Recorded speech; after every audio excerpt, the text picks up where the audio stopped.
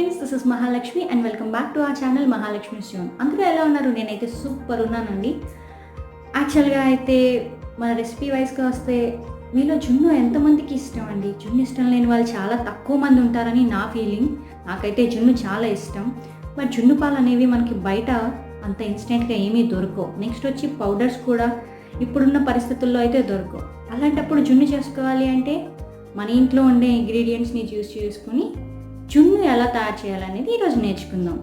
కానీ దానికంటే ముందు మీరు మొదటిసారిగా నా ఛానల్ చూస్తున్నట్టయితే డెఫినెట్గా సబ్స్క్రైబ్ చేసుకోండి. ఇలా సబ్స్క్రైబ్ చేసుకోవడం వల్ల నేను ఎప్పుడే వీడియో పోస్ట్ చేసినా మీకు నోటిఫికేషన్ అనేది వస్తుంది. అండ్ లైక్ చేయండి. నా వీడియో మీకు యూస్ఫుల్ అనిపిస్తే షేర్ చేయడం మర్చిపోకండి. అండ్ ఇంకెందుకు ఆలస్యం, మన రెసిపీ ఎలా చేయాలనేది స్టార్ట్ చేసేద్దాం. Come on. జున్ను పాలు అండ్ పౌడర్ రెండూ యూస్ చేయకుండా ఇంట్లో ఉండే ఇంగ్రీడియంట్స్తో ఎంత పర్ఫెక్ట్గా అండ్ టేస్టీగా జున్ను రావాలి అంటే నేను చెప్పే మెజర్మెంట్స్ని ఎగ్జాక్ట్గా ఫాలో అయితే ఖచ్చితంగా వస్తుంది. సో ఇంకెందుకు ఆలస్యం, చూద్దామా ఇంగ్రీడియంట్స్ ఏంటో. ఇవండి మన ఇంగ్రీడియంట్స్. ముందుగా నేనైతే కాచి చల్లార్చిన పాలుని తీసుకుంటున్నాను. ఇవి కూడా full cream milk 250 ml of milk తీసుకుంటున్నాను. అంటే మన పాల ప్యాకెట్లో 6% ఆఫ్ ఫ్యాట్ కంటెంట్ ఉండాలన్నమాట. నెక్స్ట్ వచ్చి పాలలో ఎటువంటి నీళ్ళు యాడ్ చేయకుండా మరిగించుకోవాలి. 250 ml ఆఫ్ మిల్క్ని తీసుకోండి. అండ్ షుగర్ వచ్చి 1/4 కప్, 2 eggs తీసుకున్నాను. అలాగే 1/2 కప్ బెల్లం అండ్ 1/2 స్పూన్ మిరియాల పొడి అండ్ 1/2 స్పూన్ యాలకుల పొడి. అండ్ ఇప్పుడు ఒక మిక్సీ జార్ తీసుకొని ఇందులో బెల్లం అండ్ షుగర్ రెండూ యాడ్ చేసుకొని ఒకసారి బాగా బ్లెండ్ చేసుకోవాలి. అవి గట్టిగా ఉంటాయి కదా అండి, బెల్లం అండ్ షుగర్ కరగడానికి ఈజీగా ఉండదు కాబట్టి ఒకసారి పౌడర్గా చేసుకొని పెట్టుకోవాలి. సో చూసారు కదా, బెల్లం అండ్ పౌడర్ ఇంత పౌడర్లా అయిపోవాలి. అండ్ ఇప్పుడు 2 eggsని బ్రేక్ చేసుకుని ఇందులో యాడ్ చేసుకోవాలి. ఇలా వేసుకున్న తర్వాత కాచి చల్లార్చిన పాలు ఉన్నాయి కదా, అవి కూడా ఇందులో యాడ్ చేసుకోవాలి.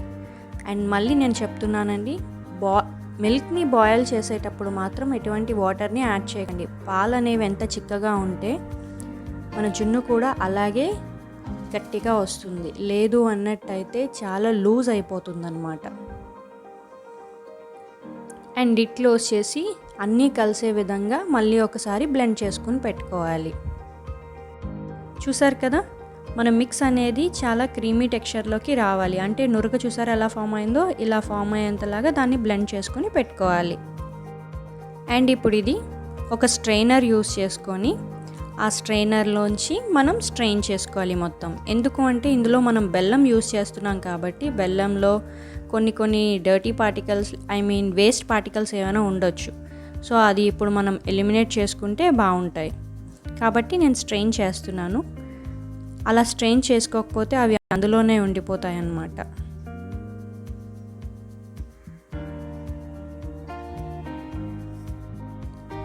ఇలా స్ట్రెయిన్ చేసుకున్న తర్వాత మీరు అబ్జర్వ్ చేసినట్టయితే ఇది లైట్ ఎల్లోయిష్ కలర్లోకి వచ్చేసింది. అంటే మన జున్ను పాలు ఏ కలర్లో అయితే ఉంటాయో అలాంటి ఒక కన్సిస్టెన్సీలోనే ఉన్నది. అండ్ ఇప్పుడు మిరియాల పొడి అండ్ యాలకుల పొడిని రెండు యాడ్ చేసుకుని ఒకసారి కలుపుకోవాలి. ఒకసారి మీరు ఈ పాయింట్లో ఒకసారి టేస్ట్ చూడండి. స్వీట్ సరిపోకపోతే కొంచెం షుగర్ మీ టేస్ట్కి తగ్గట్టుగా యాడ్ చేసుకోండి. నేను చెప్పిన కన్సిస్టెన్సీ ప్రకారం అయితే స్వీట్ సరిపోతుందండి. స్టవ్ ఆన్ చేసి ఇడ్లీ కుక్కర్ పెట్టుకొని అందులో ఒక గ్లాస్ దాకా వాటర్ యాడ్ చేసుకొని ఒక స్టాండ్ని అందులో పెట్టుకోవాలి. నేను ఇడ్లీ కుక్కర్ని ఎందుకు యూస్ చేస్తున్నానంటే మనం చేసే ప్రాసెస్కి ఎయిర్ అనేది లోపలికి వెళ్లకుండా టైట్గా ఉండాలన్నమాట. సో ఇడ్లీ కుక్కర్ అనేది మన జున్ను తయారీకి పర్ఫెక్ట్ అన్నమాట. సో అందులో నేను చూపించే విధంగా కింద స్టాండ్ ప్లేస్ చేసి ఆ స్టాండ్ మీద మన మిక్స్ని పెట్టి మూత పెట్టుకోవాలి. అండ్ ఇప్పుడు లిడ్ క్లోజ్ చేసి స్టవ్ని మీడియం ఫ్లేమ్ మీద పెట్టాలి.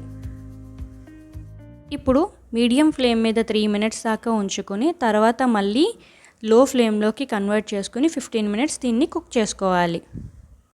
సో 15 minutes అయిపోయిందండి. ఇప్పుడు మనకైతే ఇడ్లీ కుక్కర్లో విజిల్ వస్తుంది. ఒకసారి లిడ్ ఓపెన్ చేసి కుక్ అయిందా లేదా అనేది చెక్ చేద్దాం. ఒక ఫోర్క్ తీసుకొని ఫోర్క్తో జస్ట్ ఒక్కసారి గుచ్చి చూడండి. మన ఫోర్క్కి ఏమైనా అంటుకున్నట్టయితే అది ఇంకా కుక్ అవ్వలేనట్టు. చూసారు కదా. సో ఇది పర్ఫెక్ట్గా కుక్ అయిపోయింది. సో ఇది డిష్ అవుట్ చేయొచ్చు. ఒకవేళ ఇన్ కేస్ మీకు కుక్ అవ్వకపోతే ఇంకొక 5 మినిట్స్ ఎక్స్ట్రా ఉంచుకొని కుక్ చేసుకోండి.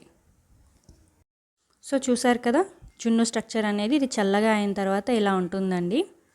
అండ్ నెక్స్ట్ దీన్ని ఎడ్జెస్ కట్ చేసుకొని ఒకసారి ఫ్రిజర్లో పెట్టుకొని ఒక 2 అవర్స్ దాకా మనం చిల్ చేసుకుంటే మన జున్ను అనేది రెడీ అయిపోయినట్టే.